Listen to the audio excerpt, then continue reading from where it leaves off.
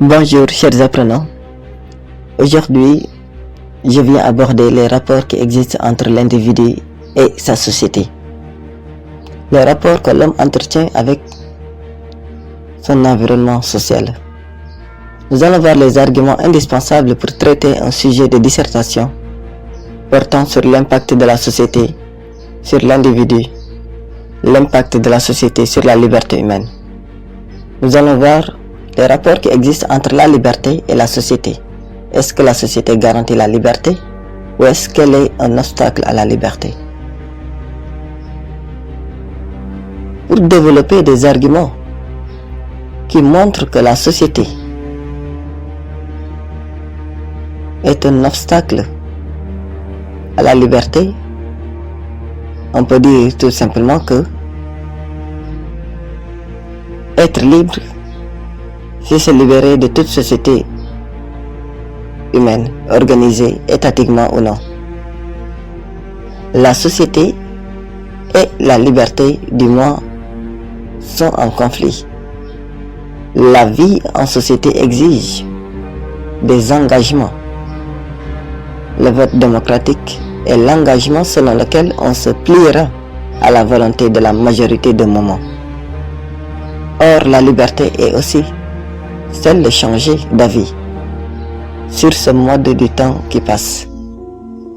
Toute société, même la plus démocratique, asphyxie le moi et le prive de toute liberté.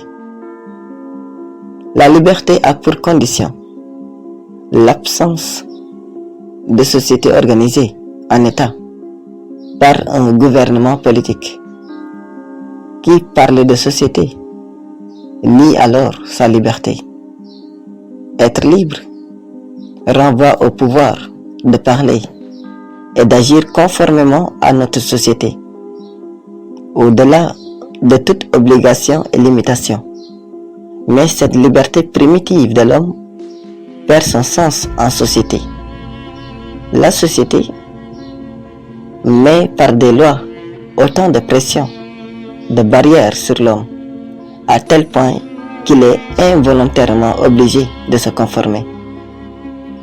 La vie de l'homme en société est mesurée, restreinte, c'est-à-dire réglementée par des lois qui proviennent de la religion, qui proviennent de l'État, qui proviennent de la culture, qui proviennent de la famille. Ces lois qui s'imposent à tous constituent un empêchement d'agir pour chacun de façon libre. Dans la société, nous constatons l'existence d'un autre individu qui n'est pas moi, qu'on appelle autrui. Ces derniers visent parfois les mêmes objets de désir que nos semblables, que nous-mêmes. La recherche du bonheur que l'individu va avoir dans la société est souvent empêchée par autrui, qui lui cause des conflits permanents. La société conditionne la vie de l'homme en l'empêchant de mener une existence autonome, authentique, libre et paisible. La vie communautaire, c'est-à-dire la vie en société, réglée par des lois et des interdits, qu'ils soient étatiques, religieux ou moraux, est une série d'adaptations, de soumission, d'exploitation, parfois abusives et violentes. La société est un obstacle à la liberté et à l'épanouissement de l'homme. Elle est un obstacle à la liberté et à l'épanouissement de l'homme. C'est un cadre dans lequel la violence se manifeste dans sa plénitude.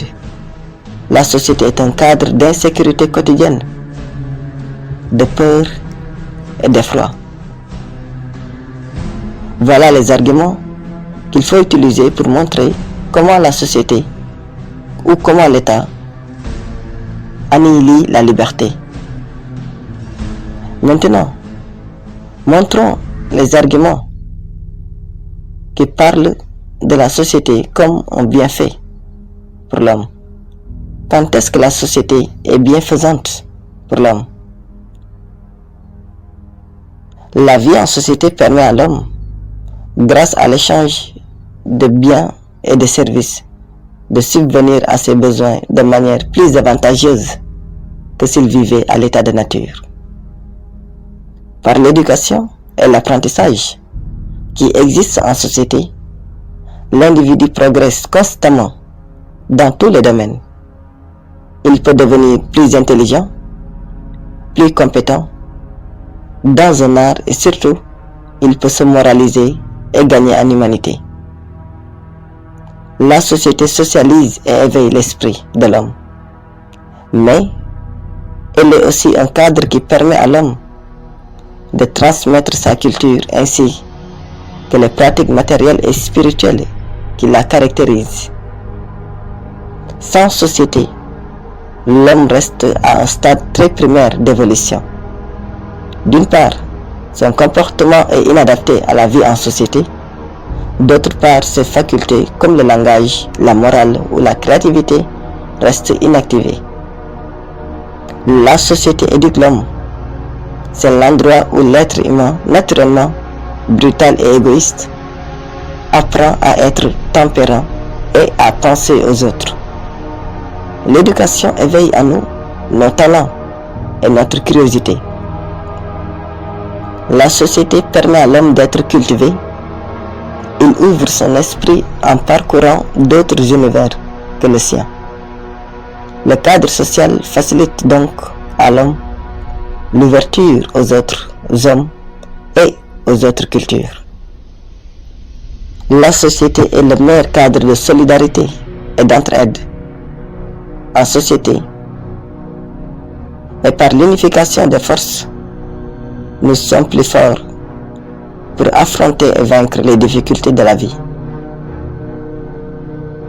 La société est pour l'homme un processus de socialisation qui lui offre une discipline et lui permet de dominer son instinct et atteindre également un épanouissement intellectuel et moral. La société diminue le sentiment d'isolement et d'inutilité.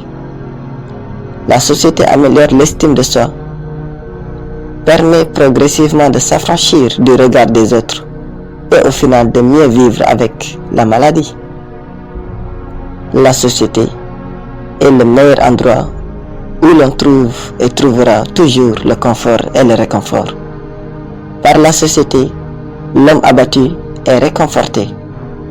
Par la société, l'homme est enseigné. Par la société, l'homme est conseillé. Voilà les arguments qu'il fallait montrer pour montrer tout simplement comment la société contribue à la liberté de l'homme.